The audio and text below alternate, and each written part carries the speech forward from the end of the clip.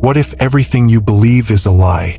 What if your thoughts, your values, even your deepest fears were implanted by someone else? This isn't science fiction. It's the brutal reality of brainwashing, a psychological weapon so refined it can dismantle free will and rebuild the mind like a machine. Cults don't just persuade, they reprogram. They exploit the vulnerabilities of human nature, targeting the desperate, the lonely, the seekers of meaning. But here's the uncomfortable truth. You're not immune. The same techniques used by cults to rewire minds are employed in advertising, politics, and social media, just wrapped in a prettier package. How does it work? Through isolation, repetition, and the systematic breakdown of critical thinking. Once you're cut off from outside perspectives, your reality becomes whatever they tell you it is. Your doubts are silenced, your resistance eroded, until you no longer trust yourself, only them. The scariest part? You won't even realize it's happening. So let me ask you, how sure are you that your mind is truly your own? Think about the last time you changed your mind. Was it a slow, rational process, or did it happen in a sudden, emotional moment? Cults understand that logic doesn't control people, emotions do. They hijack your fear, your love, your need for belonging, and twist them into weapons against you. Love becomes loyalty to the leader. Fear becomes obedience. Doubt becomes betrayal. This is how they rewire your brain, by making their ideology your survival. They don't argue, they overwhelm. They flood you with rituals, jargon, and a new identity until the old you is buried under layers of indoctrination. And once you're in, escaping feels impossible. Why? Because leaving means admitting you were fooled, that you gave yourself away. The ego would rather die than face that humiliation. So you stay, defending the very system that enslaved you. Sound familiar? It should. This isn't just about cults. It's about every ideology that demands absolute faith. Religion, nationalism, even fanaticism for a brand or movement, they all use the same psychological traps. The question is, are you awake enough to see them? Let's talk about language, the silent architect of your reality. Cults don't just speak, they redefine words. Freedom becomes submission. Truth becomes dogma. Love becomes control. By distorting language, they distort thought itself.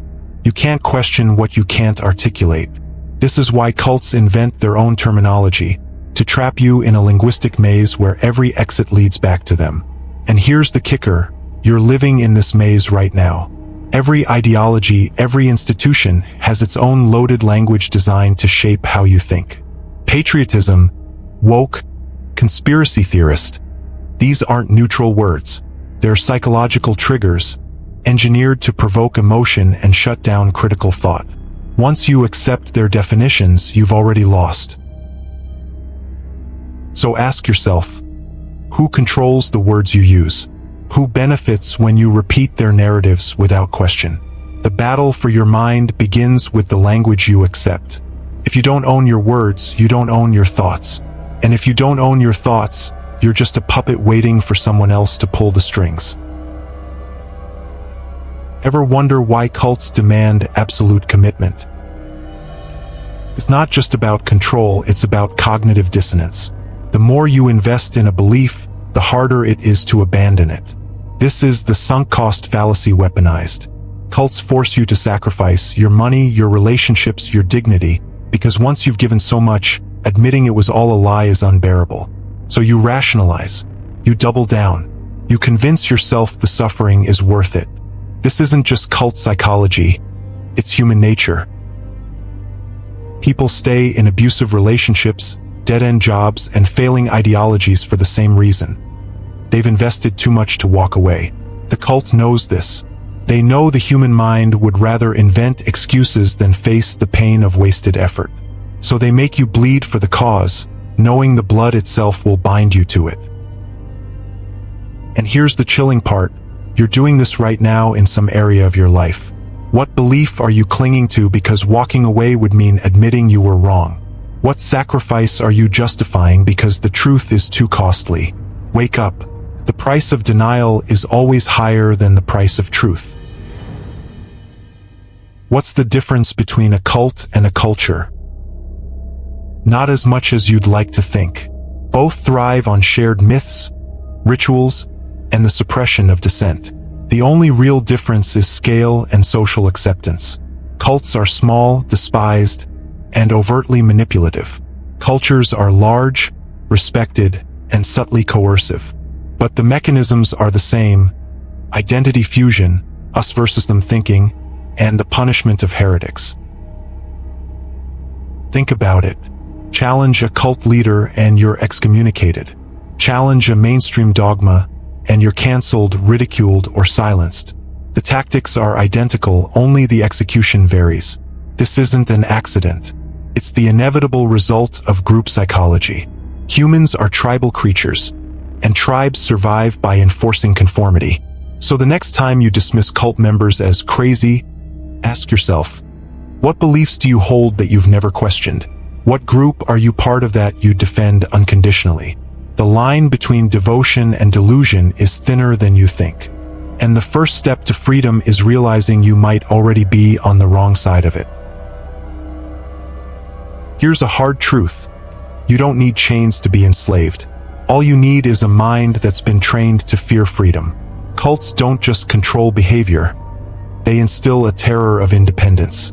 They teach you that doubt is dangerous, that questioning is betrayal, that leaving is suicide. And once you believe that, the cage is locked from the inside. This is why so few escape, not because they can't, but because they've been convinced they shouldn't. And this right here is the most insidious form of control, the kind where the prisoner guards their own cell. But let's get personal. Where in your life have you accepted limits that don't actually exist? Where have you traded curiosity for comfort or truth for security? The psychology of brainwashing isn't just about cults. It's about every invisible barrier you've been conditioned to obey. The real question is, are you brave enough to question them? Ever notice how cult leaders always position themselves as the sole source of truth? They don't just offer answers, they destroy all other options. This is the illusion of choice. You're free to leave, but nowhere else will save you. It's psychological blackmail, and it works because humans crave certainty more than they crave freedom. Doubt is agony. Ambiguity is torture. So when a charismatic leader offers absolute clarity, even at the cost of autonomy, most people will pay the price. This is why cults thrive in times of crisis, when people are desperate for someone to tell them what's real. But here's the twist. You don't need a cult leader to fall for this. Every time you outsource your thinking to an authority, whether it's a politician, a guru, or an algorithm, you're surrendering to the same dynamic. The only difference is the label. So ask yourself, who are you allowing to define reality for you? And what are you giving up in exchange for the illusion of certainty? Let's talk about fear, the ultimate mind control drug. Cults don't just use fear to intimidate, they use it to addict. They create a world where danger is everywhere, where outsiders are threats, where leaving is death. And once you're hooked on that fear, you'll obey anything to make it stop. This is how they turn rational people into fanatics, by making terror their normal. But here's what they don't want you to know. Fear is a choice, not the feeling, the obsession, not the instinct, the addiction. Every minute you spend marinating in doom scrolling, outrage porn, or apocalyptic rhetoric, you're volunteering for brainwashing. You're training your brain to see threats that don't exist and enemies who aren't there. And the more you do it, the easier you are to control. So here's the challenge: detox from fear. Stop consuming the poison disguised as awareness. Because the only thing worse than being manipulated is paying for the privilege. What's the antidote to brainwashing? It's not skepticism, it's self-awareness. Cults prey on the unexamined mind, the person who doesn't know their own vulnerabilities. But when you understand how you think, how you feel, and why you believe what you believe, you become bulletproof. This is why cults hate introspection. They don't want you asking, why does this feel wrong? They don't want you noticing the cracks in their logic. They want you reacting, not reflecting. So here's your weapon: pause. Question. Sit with discomfort. The moment you delay your emotional response, you break the spell. This isn't just about resisting cults.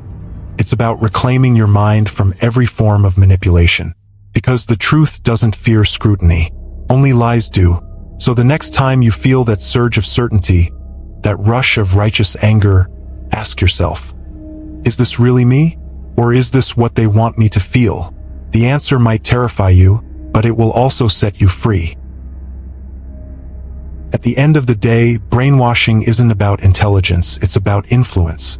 The smartest people can be fooled, the strongest can be broken, and the most independent can be enslaved. Why? Because no one is immune to the right combination of pressure and persuasion. But here's the good news. Awareness is the kryptonite of manipulation. The moment you see the strings, you can cut them. The moment you question the narrative, you rewrite it. So don't just consume this and move on. Audit your beliefs, test your loyalties, seek out dissent, and most importantly, never let anyone, no leader, no ideology, no institution, think for you. The mind is the last frontier of true freedom. Guard it like your life depends on it, because in every way that matters, it does.